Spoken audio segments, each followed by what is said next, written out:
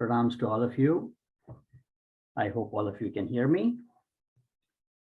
Welcome to this little session of our talk for about 30 minutes or so.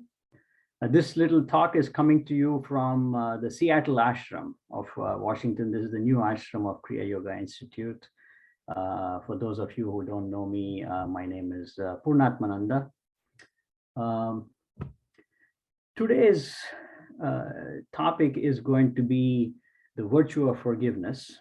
So before we begin the talk, let us start with a small prayer. Let us close our eyes. Om Sahana Vavatu Sahanau Bhunaktu Sahaviryam Karavavahai Tejasvi Navaditamastu Ma Vidvishavahai.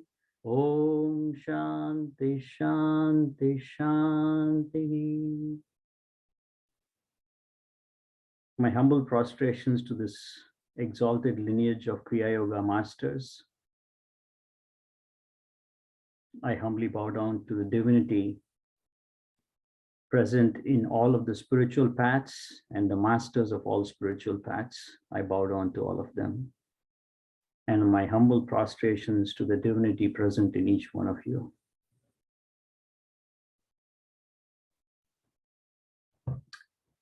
Good morning, good afternoon, depending on where you are.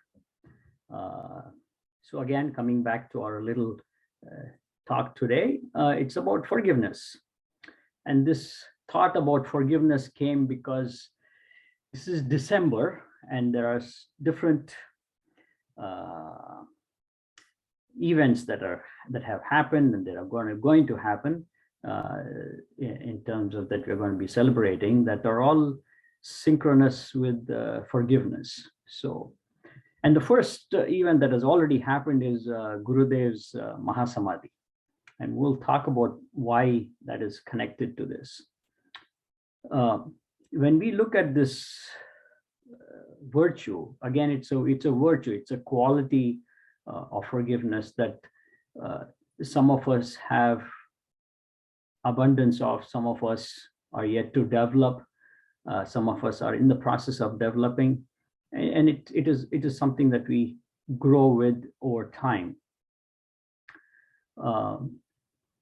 Several definitions of forgiveness. Forgiveness, one way to look at it is the mental, emotional, and spiritual process of letting go of resentment, indignation, or anger against another person for any kind of perceived offense, a difference, or mistake. So that's one definition. It can also mean ceasing to demand punishment or restitution for transgressions, whether it's real or imagined. And this forgiveness, it can be motivated, that's another definition. And there's forgiveness can be motivated by love. It could be by philosophy, empathy, or personal temperament, or pragmatism. Sometimes including fear, because of religious fear, and obligation. Forgiveness can be motivated. And when we look at this word forgiveness, it's an easy word to say, but when an individual is trying to forgive somebody else, sometimes it's very difficult, because especially when there is this feeling of hurt, it is very, very tough.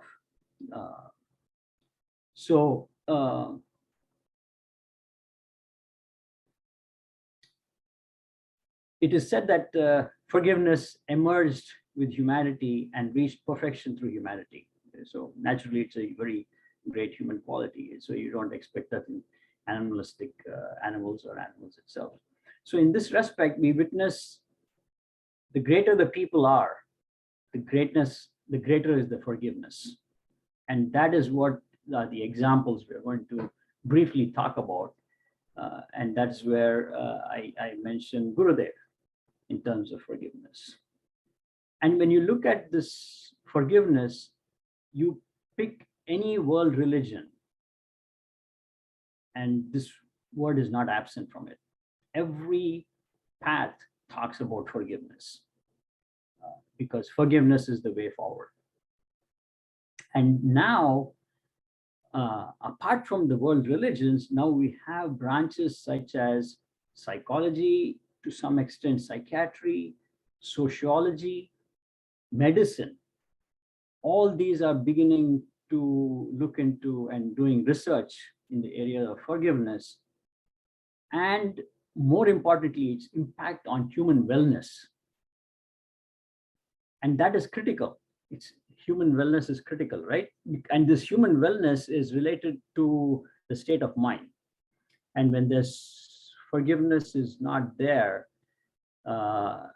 we have these bottled up, pent up emotions, and that begins to result in all kinds of problems, both mental problems, then those mental problems translating into physical bodily issues and stuff like that. So,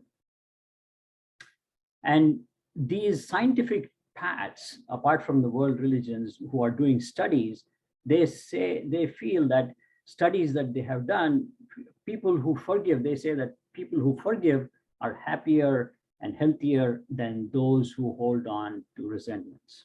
So the positive benefit of forgiveness appears similar whether it's based upon religious or secular counseling.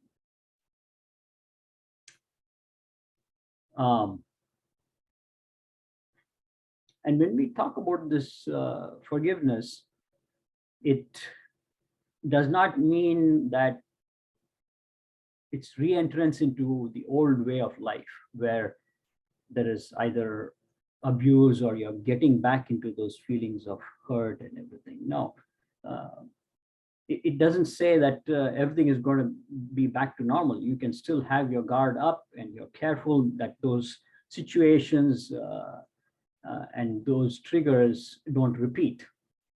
But you can still allow and you can still forgive someone without allowing them to be a part of that situation and that event or that story or the situation from reoccurring. And essentially because we are the gatekeepers to allow in the good or the bad. And again, it is okay to, if it's on the other hand, you can, forgiveness can go to the full extent of making complete amends with the one who is the cause for this issue.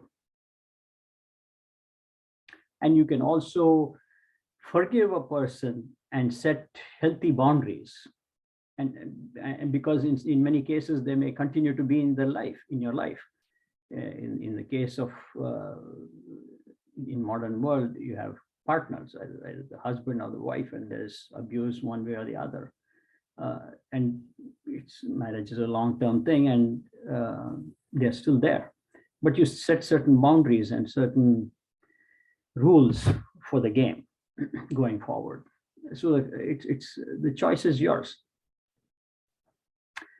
And again, this forgiveness, it takes strength. It takes enormous amount of strength and mental strength, emotional strength, and definitely a lot of help with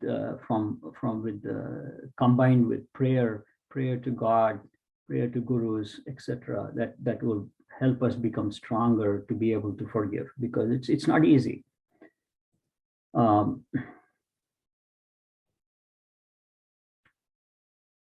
And when we look at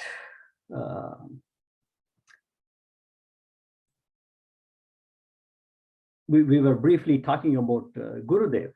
So as an example, right?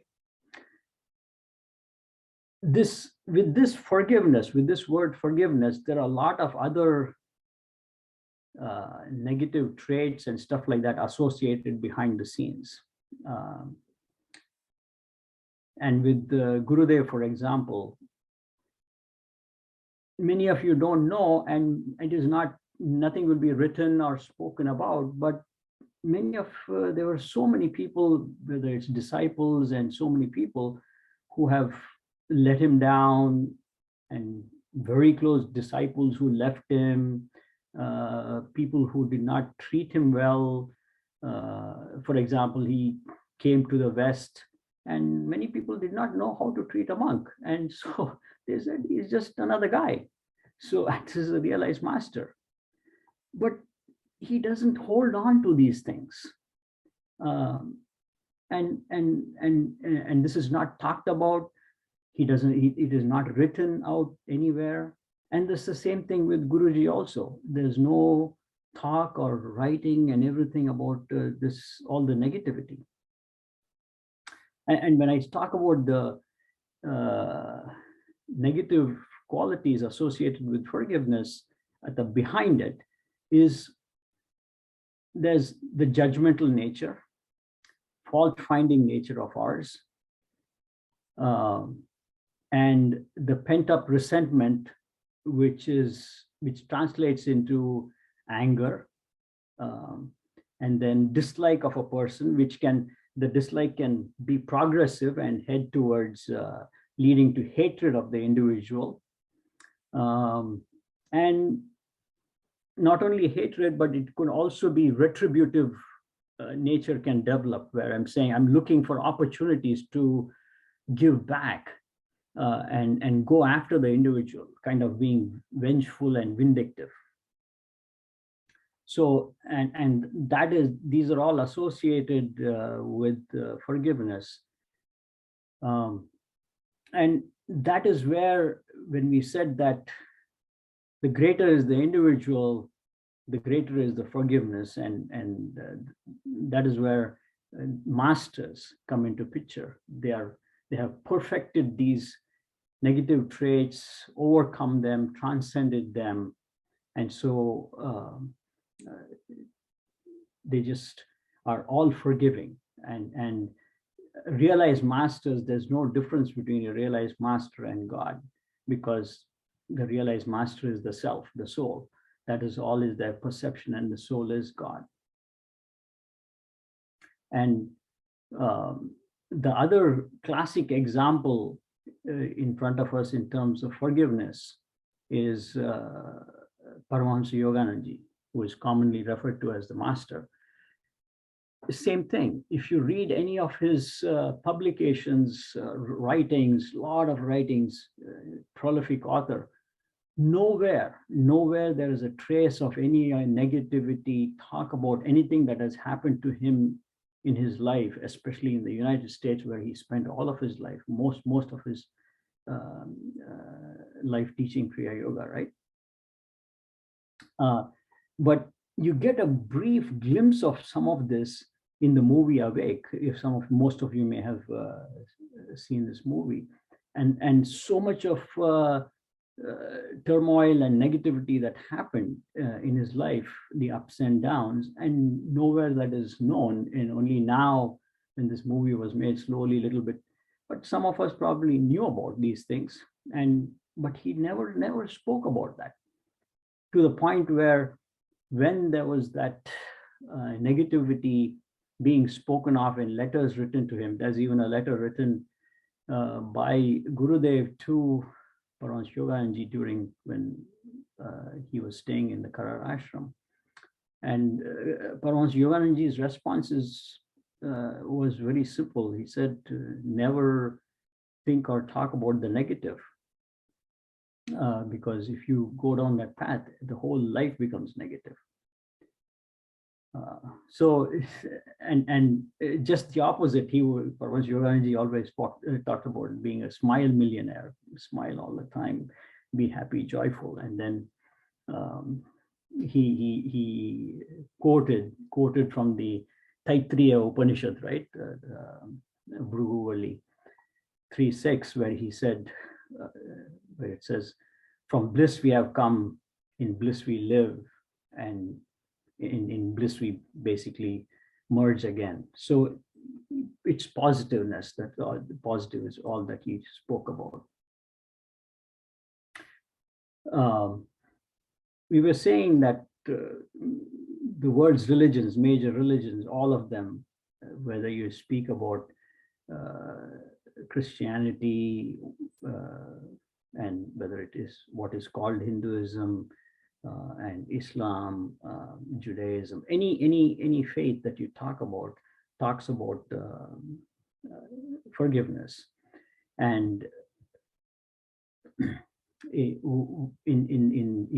we come to the Eastern philosophy, Bhagavad-Gita is the key that talks about it. And Bhagavad-Gita again is the teachings of Lord Krishna on the battlefield to Arjuna. And I bring up the Bhagavad-Gita because in the next couple of days, which is on the 14th, today is the 12th, in a couple of days, 14th is the birthday. It is called Gita Jayanti, meaning 5000 BC. On that day is when the Gita was taught on the battlefield. So in the Bhagavad Gita, there is quite a lot of mention of this forgiveness. And in Sanskrit, kshama is one of the words. And kshama also means a few other things, but this is talked about. And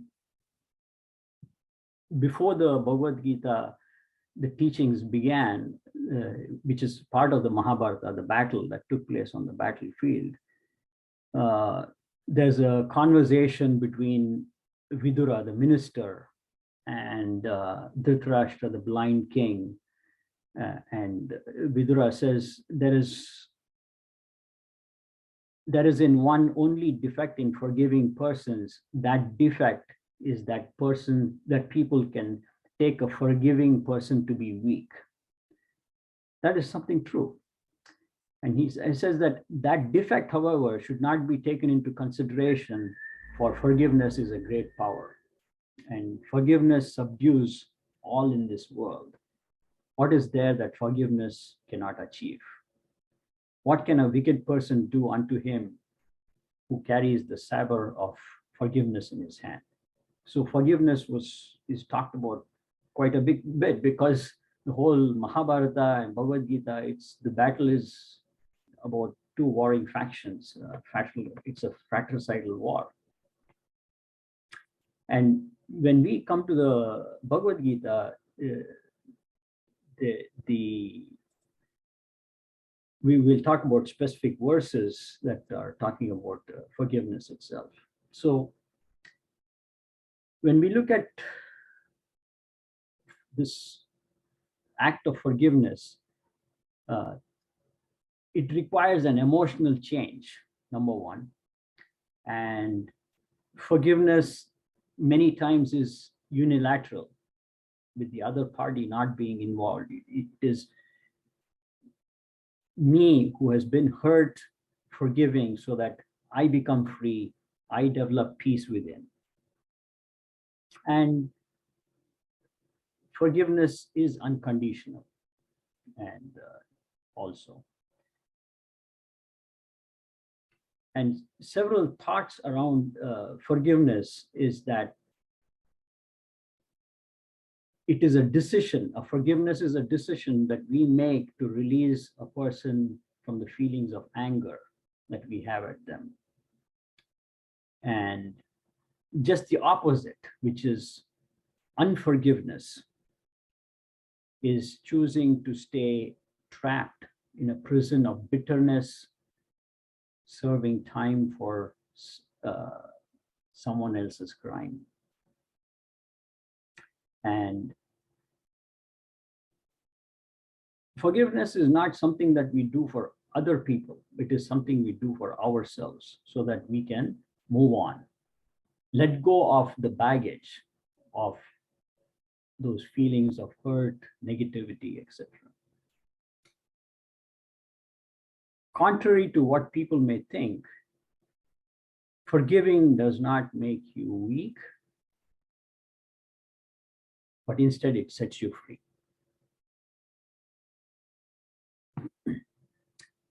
And this is a beautiful statement. Forgive others, not because they deserve forgiveness, but because you deserve peace. Because of not forgiving, there is so much of internal turmoil, there's bottled up emotion leading to tremendous internal mental stress and turmoil. So we want to get past that.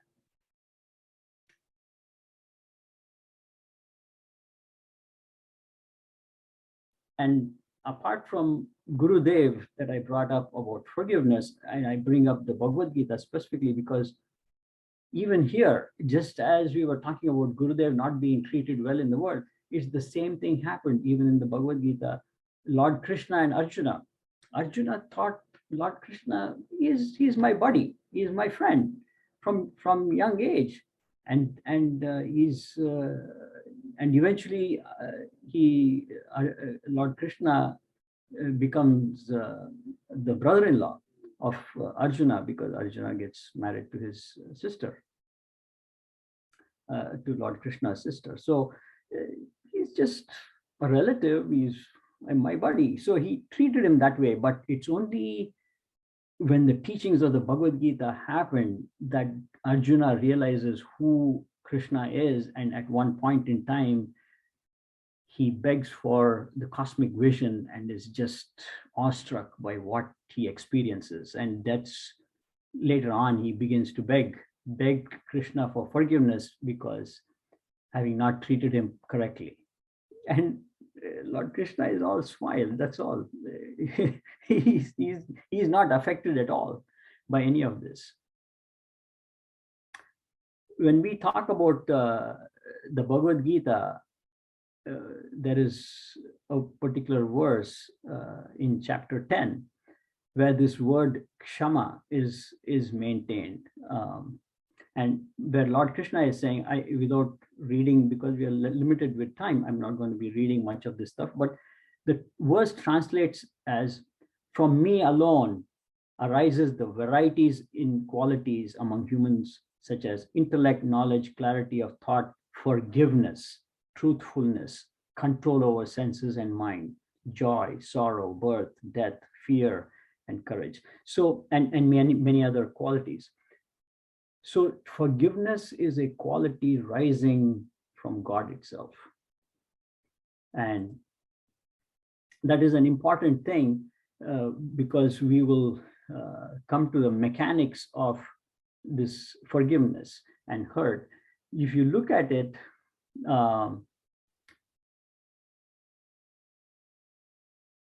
forgiveness has happened and we are hurt. Who is hurt is the question. And what is getting hurt? And when we go into delve deeper into this aspect of it, we see that this is the yogic analysis, where we see that there is the ego. It is because of the ego that all this is happening. And ego is one part of the mind. And because of this play of the mind, we feel hurt. And that is where the separation comes about. The masters have transcended ego, and the question of hurt does not even come into being. All they see is divinity in everybody else. So where is the question of hurt? And they have transcended and mastered ego in order to get to that state of being established in the self. On this verse 10, this kshama, when Adi Shankaracharya is translating it, he says kshama, forgiveness. He also says it is unperturbability, meaning unshakenness of the mind of one who is abused or assaulted. So that is the critical aspect of it, where the mind has become agitated as a result of this abuse of the situations. And we were talking about this aspect of the ego, and when we go even further, we see that this whole creation is nothing but the play of nature, the triple qualities of nature, the gunas. And that is where we delve deeper and deeper into it, which the scientific community will not be going into, because the cause, why is there the cause, the feeling of hurt within oneself, which is essentially that we are trying to resolve. And from a medical standpoint, we may give somebody medicine and say, take this antidepressant or something else that will make you feel happy.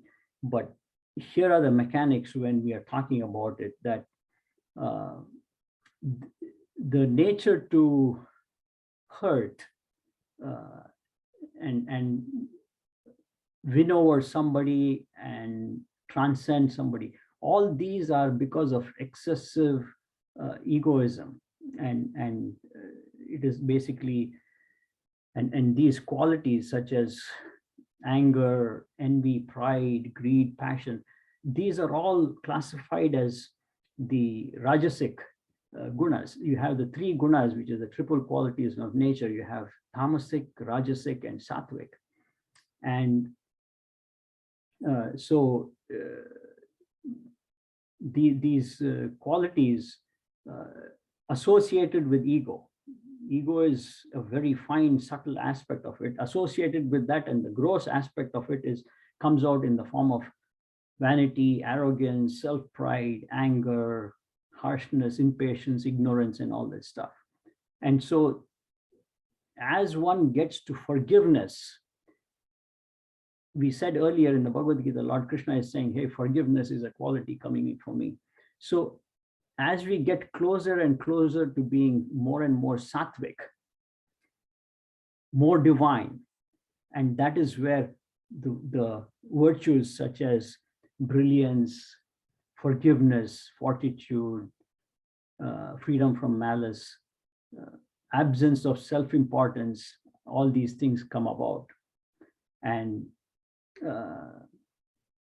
sattvic people are naturally very humble, possess humility, they possess a lot of patience, they let go of their pride, and they forgive others, sattvic people. And people who are more and more rajasic will not be able to let go. And that is where the growth potential exists for us to transcend. And we don't go directly from being tamasic to sattvic. It's that progression going from tamas to rajas, rajas to sattva.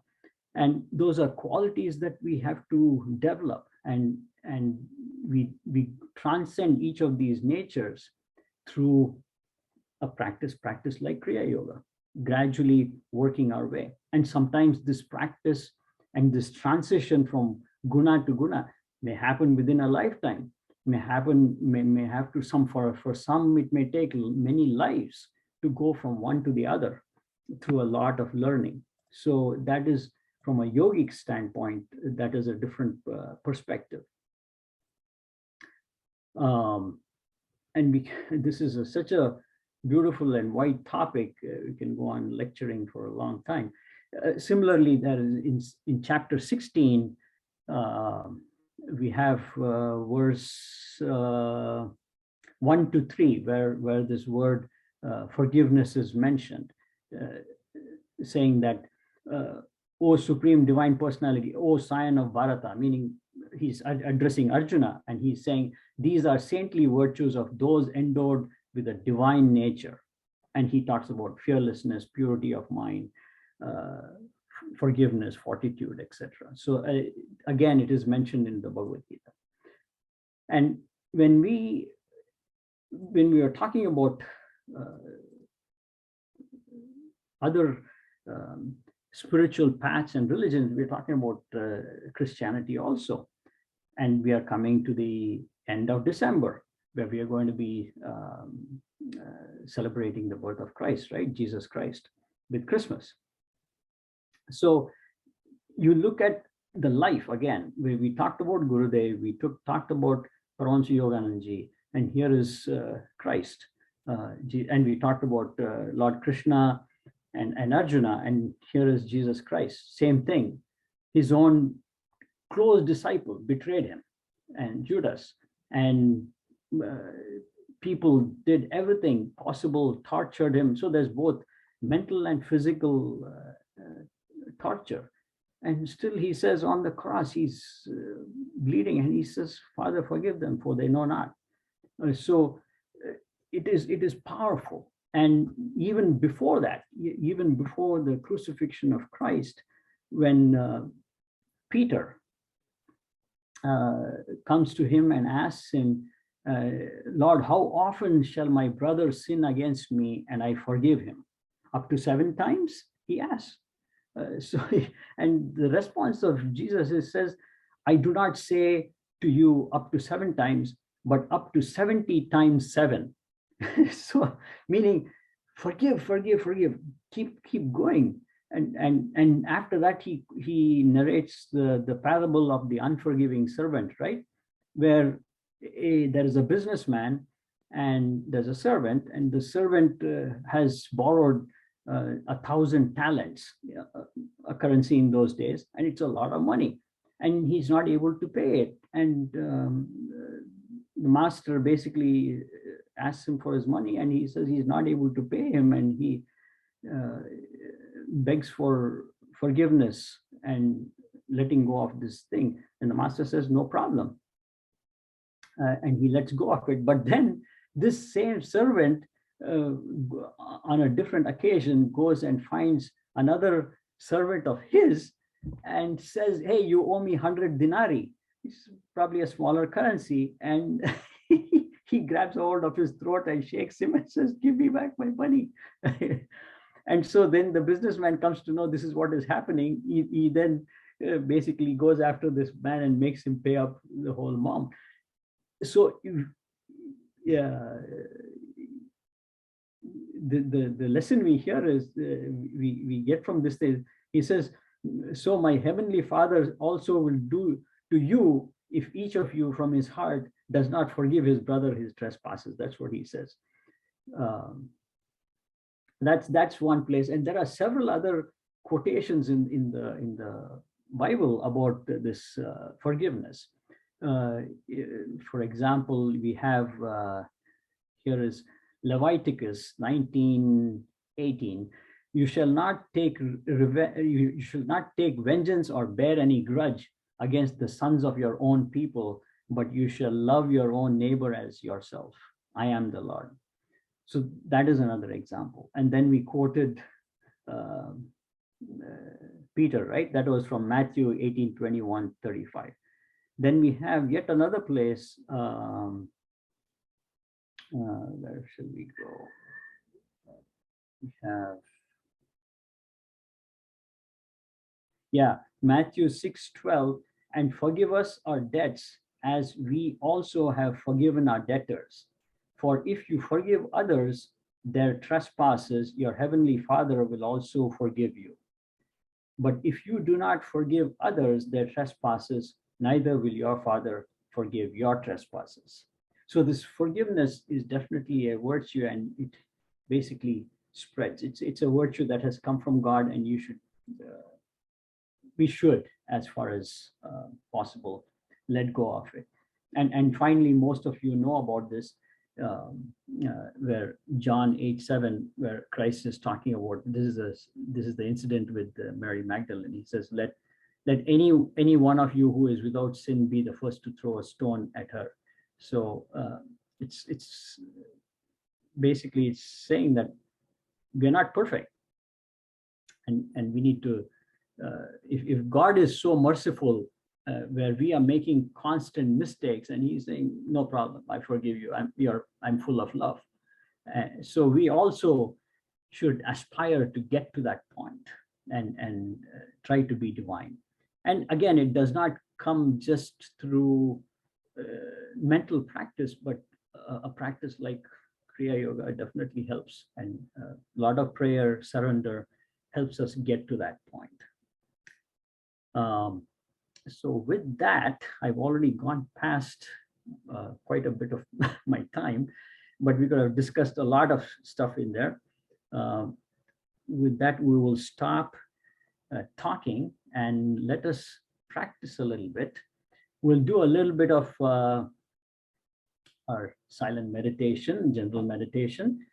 So for those of you who are sitting happily in a chair, you can sit straight with your spine straight, trying not to utilize the backrest. Let us close our eyes. And what we are going to do is practice a simple breathing exercise and try to get to a state of calmness. And breath is the all-powerful tool to bring about calmness, whether it is when we are tackling anger associated with forgiveness or any such negativity. So kindly sit straight with your spine straight.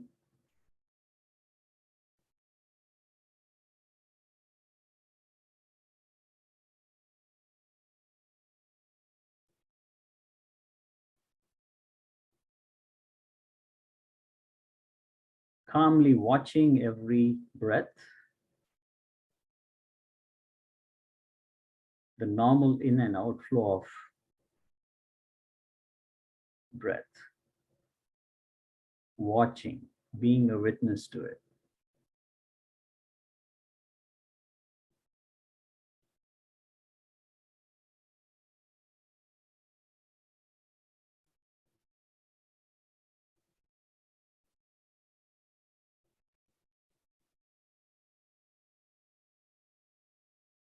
Take a slow, long, deep inhalation, holding the breath, bending the body in the front as much as you can.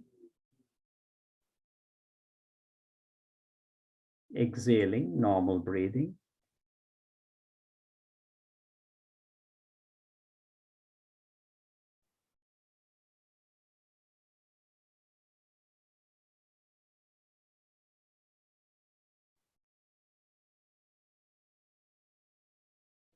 Take a slow, long, deep inhalation.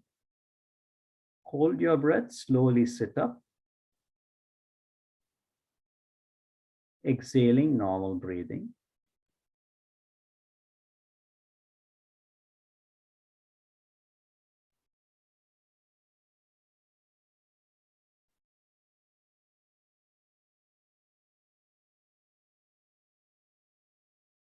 Let us practice slow, long, deep inhalations and exhalations, starting with an exhalation. Exhale.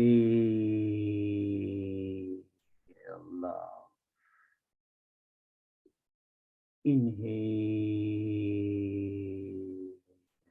Peace. Exhale.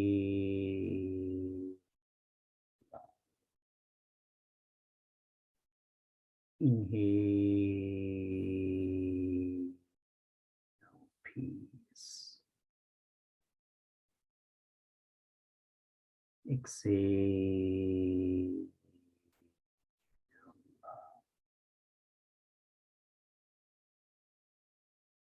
Inhale. Peace. Exhale.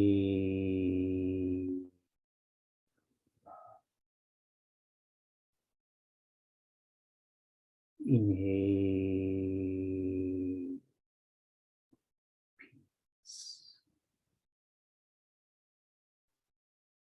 Exhale.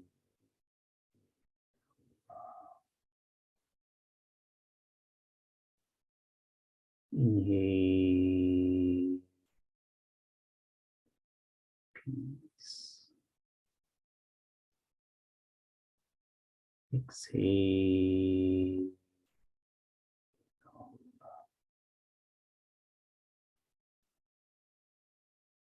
Inhale. Peace. Exhale. Love. Inhale. Peace. No longer conscious of your breathing, sitting still with your eyes closed, watching within that inner space, sitting in silence, as Jesus Christ said, be still and know that you are God.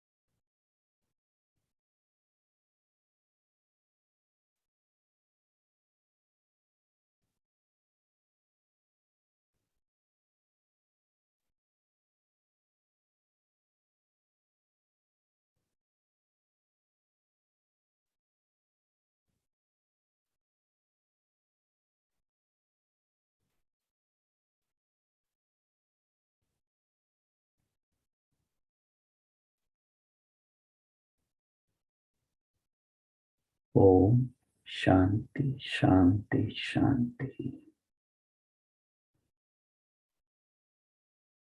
Thank you all. May God and Gurus bless each one of you. We are coming up to Christmas. Merry Christmas to all of you. Have a wonderful holiday season. Also, a very, very happy New Year. Hope forgiveness is one of those on the list for the New Year, saying, I will try to forgive, be more forgiving, and let us all try. And it comes with prayer. If the greatest of greatest masters, if we look at Gurudev as an example, Paramahansa Yoganandaji, Jesus Christ, look at these examples and they are able to forgive. We can also try in our own little way. We are not perfected beings, we are not self-realized, but yet we can try little bit at a time. So God bless you all. Thank you all. Jai Guru, Jai Guru, Jai Guru. Om Tat Sat Om.